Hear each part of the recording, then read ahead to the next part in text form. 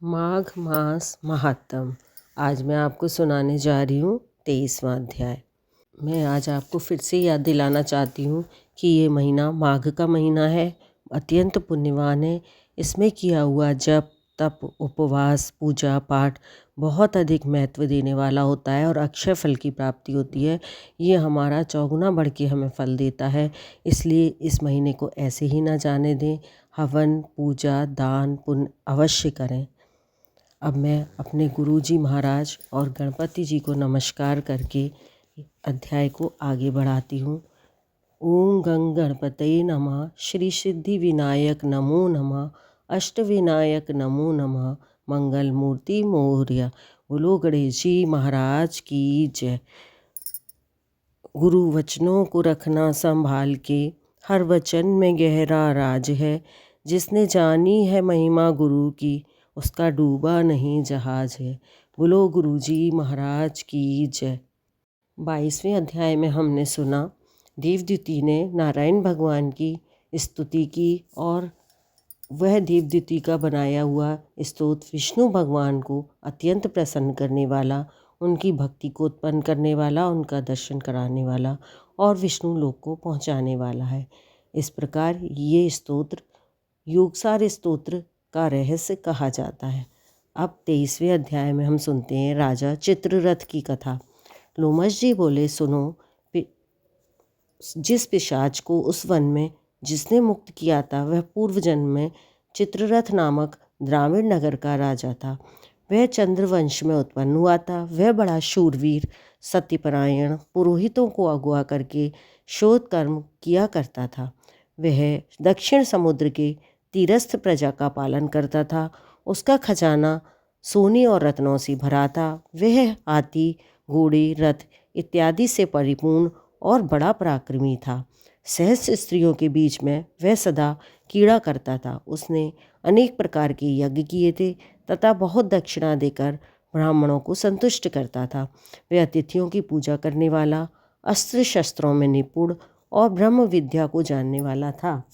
ब्रह्मा विष्णु महेश तथा सूर्य में उसकी समान भक्ति थी। स्त्रियों से घिरा हुआ बगीचों में सदा रमण करता रहता था। एक बार वह कुतूहलवश धूर्तों के मंदिर में गया। वेद विहीन भस्म लगाए हुए जटिल पाखंडियों से उस महात्मा राजा की बातचीत हुई। पाखंडियों ने कहा, हे राजन, शैव धर्म का प्रभाव सुनो।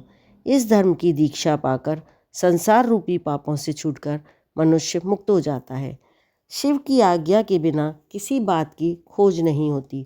दान व्रत पुण्य वेदों तथा यज्ञों से क्या प्रयोजन। भस्म धारण करने से ही गाणपत्य पद दृढ़ हो जाता है। जटा तथा शिखा धारण किए, सिर मुड़ाए और भस्म लगाए हुए हो तो वह शिव का सेवक होकर शिव के साथ आनंद करता है। इसके समान कोई पुण्य तथा तप नहीं है। अंधे जड़ नपुंसक मूर्ख शूद्र आदि वर्ण के ये सभी शैव निसंदेह पूज्य होते हैं। विश्वामित्र क्षत्रिय होकर भी तप से ब्राह्मण हुए। वाल्मीकि भी चोर होकर तप से ब्राह्मणों के अग्रगामी हुए।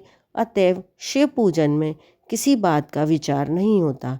हे राजेंद्र, शिव मार्ग में शिव तपस्वी किसी दूसरे देवता का पूजन ना करें। शिव तपस्वी को यत्न से विष्णु का त्याग कर देना चाहिए। उनका अभिवादन करने से, विष्णु की मूर्ति का पूजन करने से, नाम सुनने से तथा दर्शन से शिव का द्रोह पैदा होता है और शिव के द्रोह से निसंदेह रौरव नरक मिलता है। शिव भक्त निसंदेह होकर शिवलोक कैलाश में जाता है। इस धर्म में सदा भस्म धारण करना वर्जित नहीं है। हे राजेंद्र, इस धर्म का पालन करने वाले कभी नष्ट नहीं होते। वशिष्ठ जी बोले, इस तरह उन पाखंडियों द्वारा झूठे वर्णन से सत्यवादी राजा उनकी बातों में आ गया और वह प्रतिज्ञावश उन जटिल मोहक धूर्तों द्वारा ठग लिया गया। जटिलों के ऐसे वचन सुनकर राजा ने उस पथ को स्वीकार कर लिया। वैदिक कर्म छोड़कर स्मृति वेद ब्राह्मण और विष्णु भगवान की बुराई करने लगा। वह वैष्णवों से द्वेष करने लगा और जो लोग नारायण का भजन करते थे उनको सदा दुख देता था या मार डालता था। पाखंडी धर्म के आश्रित होकर वह राजा वैदिक कर्म तथा व्रत दान आदि कुछ नहीं करता था। वह अन्याय से दंड देता था। भय व क्रोध से भरा रहता था। वह सदा हजारों स्त्रियों के बीच में क्रीड़ा करता तथा गुरु और पुरोहितों के कहे वाक्यों को नहीं मानता था। वह जटिलों धूर्तों के वचनों में आकर उन धूर्तों को ही हाथी, घोड़े, सोना, रत्न और आभूषण आदि देता था। उनके कहे अनुसार ही चलता था। समस्त शरीर में भस्म लगाए और मस्तक पर जटा धारण किए रहता था। उसके डर से वैष्णव, ब्राह्मण व प्रजा उस देश को छोड़कर दूसरे देश को चले गए।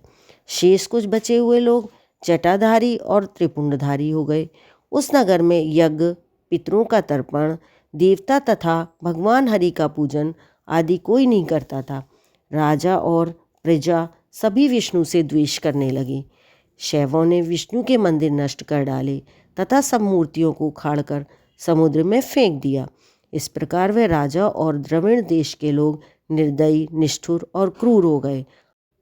अब तो वहाँ पर बादल नहीं बरसते थे, गायें कम हो गईं और खेती आदि सब नष्ट हो गई। वहाँ के लोग सिर्फ नदी के जल से जीने लगे। जीविका से दुखी ब्राह्मण आदि लोग वृक्ष नहीं लगाते थे क्योंकि उन्हें राजा को कर देना पड़ता था।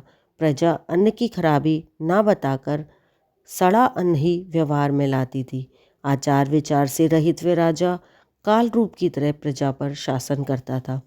बहुत दिन के बाद जब उस राजा की मृत्यु हो गई और उसकी अर्धदैहिक क्रिया वेद विधि से नहीं हुई, तब यमदूत उस राजा को लोहे के कील वाले मार्ग से, जहाँ सूर्य की किरणों से बालू तप रही थी, वृक्षों की छाया नहीं थी, अग्नि की ज्वालाओं से भरा हुआ था, ऐसी मार्ग से होकर लोहे के डंडों और कठोर मुगदरों से पीटते हुए ले गए, जहाँ बड़े बड़े डाढ़ वाले भेड़िए और डरावने कुत्ते पापियों को काटते थे। इस प्रकार यमदूत उसे पापी मनुष्यों के घोर नरक में पड़े हुए चिल्लाहट वाले मार्ग से यम के अति भयंकर लोक में ले पहुँचे। 23वां अध्याय समाप्त होता है।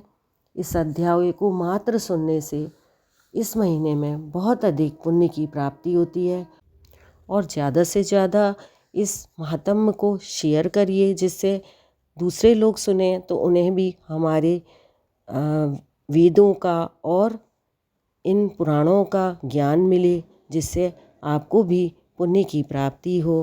बोलो विष्णु भगवान की जय। जय जय श्री कृष्णा, जय जय श्री राधे, जय जय श्री श्याम, जय लक्ष्मी माँ।